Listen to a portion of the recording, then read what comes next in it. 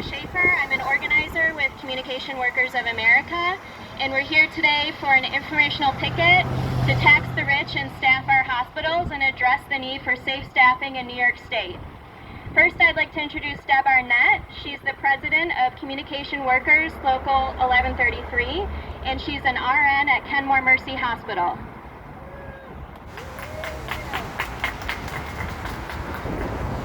Good afternoon, everybody. My name is Deb Arnett, and I'm the president of Local 1133, representing over 2,400 healthcare workers. I've been an RN for 34 years, and I've been actively lobbying for safe staffing regulations for the last 20. I have been to rallies in Washington, D.C., lobbied annually in Albany. We put language in our collective bargaining agreements that we believe would make improvements. All of this was done to no avail. None of our efforts so far has made a difference in the goal of creating consistent staffing levels. We have been fought at every turn by the big healthcare lobby groups, despite extensive research showing that consistent nurse-to-patient ratios lead to better outcomes and can even reduce overall healthcare costs. Last year, our VP Kathy Kelly and I went to New York with District 1 leader Deb Hayes to testify before Howard Zucker and the Health Committee about the very real issues created by short staffing. On August 14, 2020, the DOH finally published the results of their study. To say that we were disappointed is an understatement. There is nothing of substance in that report to address safe staffing.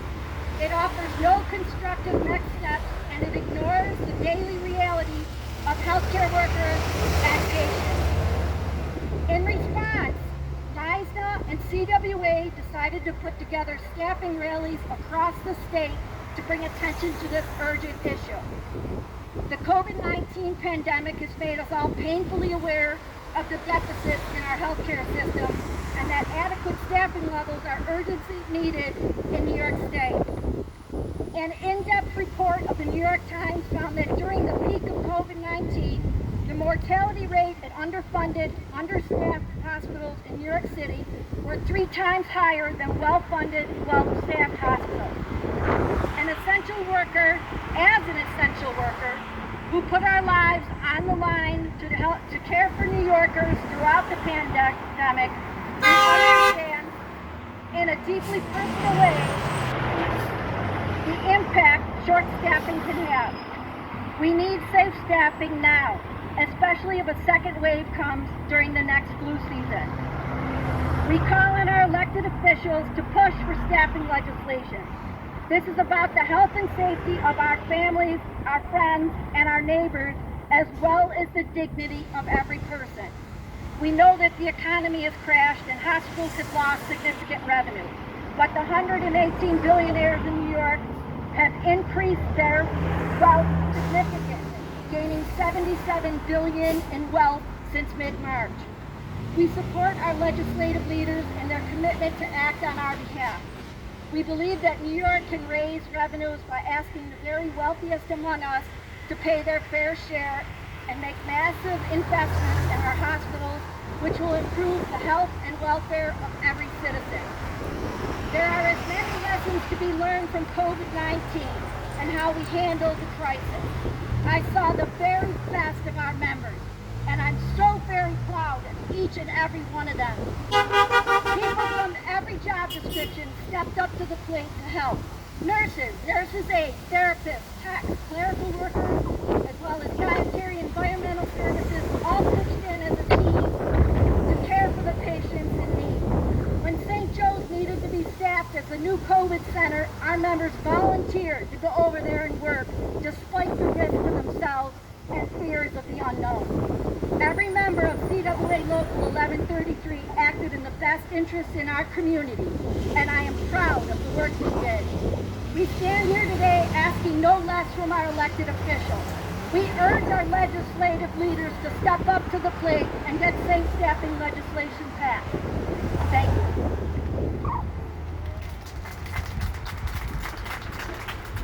Thanks so much, Deb. Next, I'd like to introduce Jen Worthington. She's a registered nurse in the ICU at Mercy Hospital.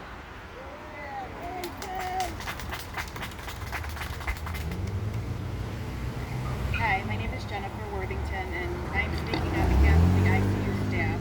The concerns that I mentioned will come from all members of the ICU team. Staff of the ICU at Mercy Hospital Buffalo would like to bring to your attention the need for mandated safe nurse-to-patient ratios. As a unit, we are not willing to continue to compromise the care that is provided to our patients because of inadequate staffing. This staffing does not just reflect nurse-patient ratios, but involves the ancillary and support staff of the ICU. The patient census of the ICU is ever-changing, as is the acuity of the patient population that we serve. The influx of patients is unpredictable. This unpredictable influx of patients creates many challenges for meeting the staffing needs in the ICU. Although this is true, it does not make it acceptable to continue to allow nurses to work in conditions that compromise patient care. The American Nurses Association declares that the ICU setting maintain a 1-to-1 or 1-to-2 nurse-patient ratio, which is to be based on patient acuity. With the consistent changes in patient acuity and census, it's often difficult to obtain, which requires nurses to care for 3 patients at a time. The 3-to-1 nurse-patient ratio is directly related to increased medication errors, patient mortality, and increased patient length of stay. This also increases risk of patient falls, pressure ulcers, and healthcare-associated infections. Decrease in patient satisfaction scores and the HCAHPS scores also occur because of the patient ratios. Increased healthcare worker fatigue leading to errors, decrease in judgment, increased absenteeism, and high employee turnover. Patient mortality increases by 7% for every patient that is added to the nurse's workload. The number of ICU patients assigned to a nurse directly impacts their ability to accurately assess, monitor, and provide safe care. Safe care is the goal. Better patient outcomes can be attributed to consistent set nurse-patient ratios in all settings. Decrease in patient mortality and increases in lives saved correlates with the set and adhered to nurse-patient ratios. Safe staffing is the most cost-effective way to improve patient care, patient outcomes, and patient satisfaction. Safe staffing decreases patient readmissions. This results in decreased financial penalties for the hospital from the insurance companies and Medicare.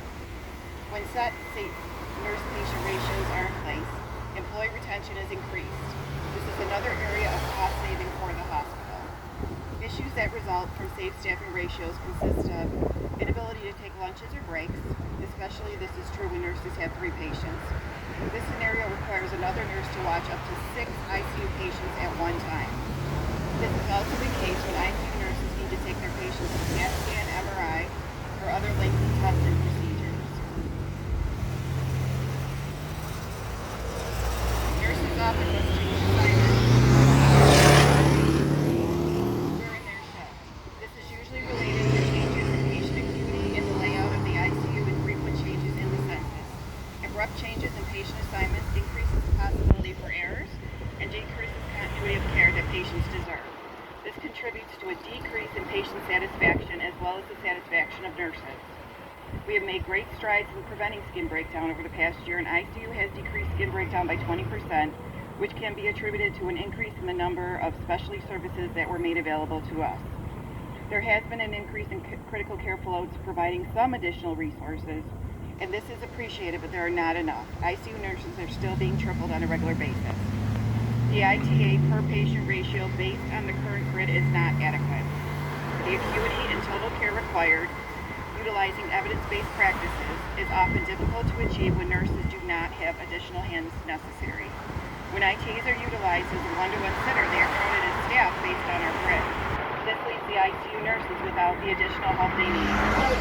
The role of the ITA should not have to be absorbed by ICU nurses because we have patients who require 1-to-1 observation. It is often as if we are penalized when we have patients who are impulsive, confused, going through substance withdrawals, or have high fall risk. Many nurses have left the ICU. They mention that they have a lessened workload with less expectations for the same wage. Currently, there are nurses who have been in the ICU less than 1 year and are looking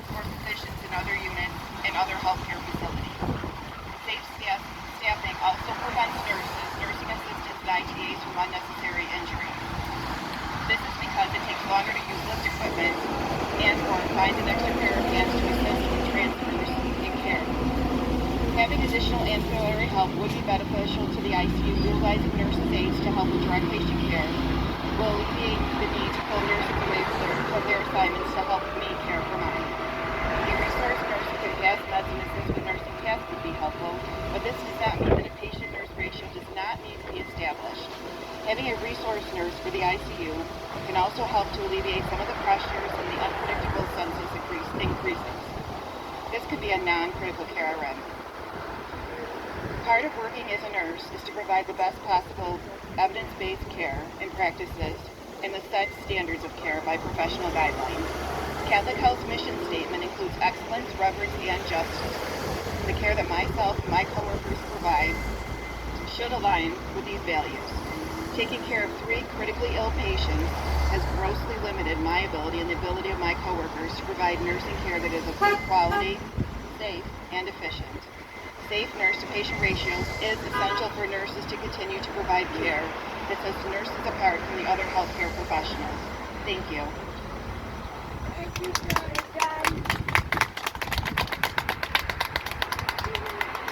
Thanks so much, Jen. Next, I'd like to introduce Brian Magner. He's a registered nurse also in the ICU at Mercy Hospital. Chris.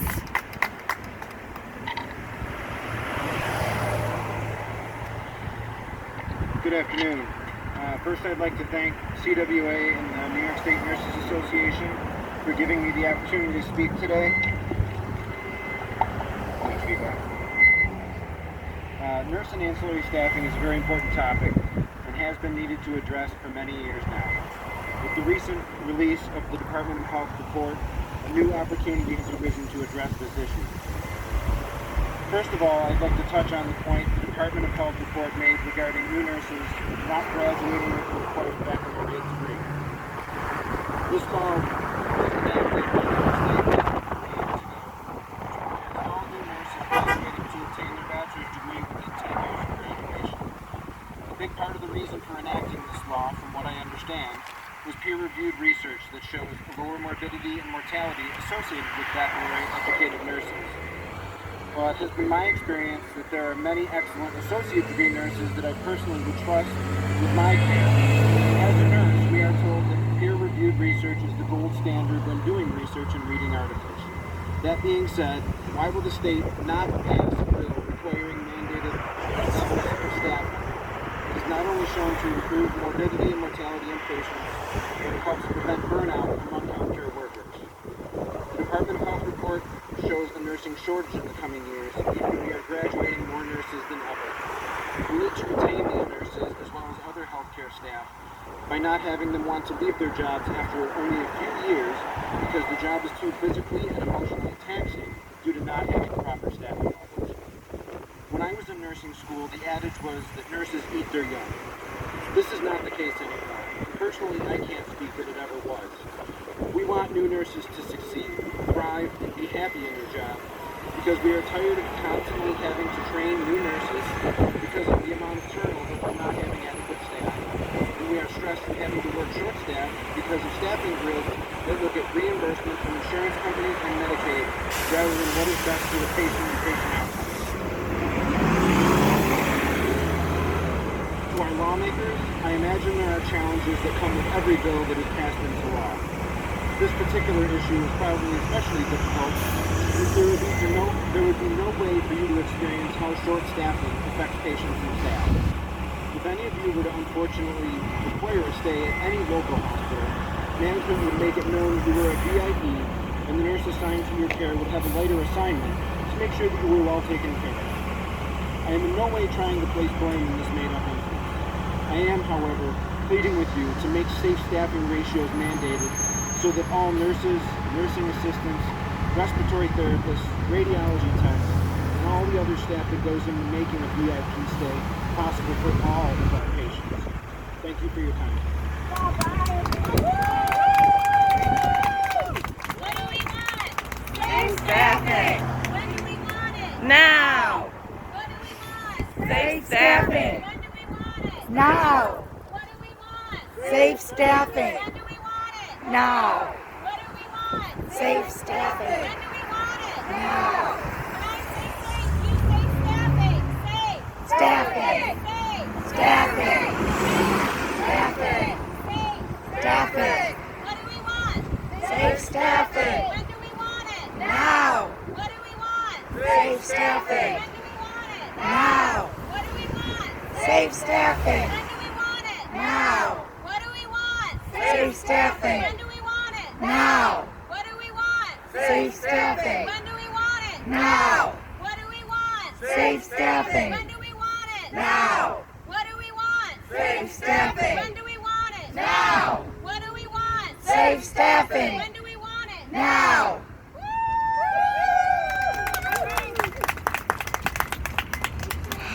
Before we go any further, can I get everyone who's spoken to say and spell their name and what department they work in?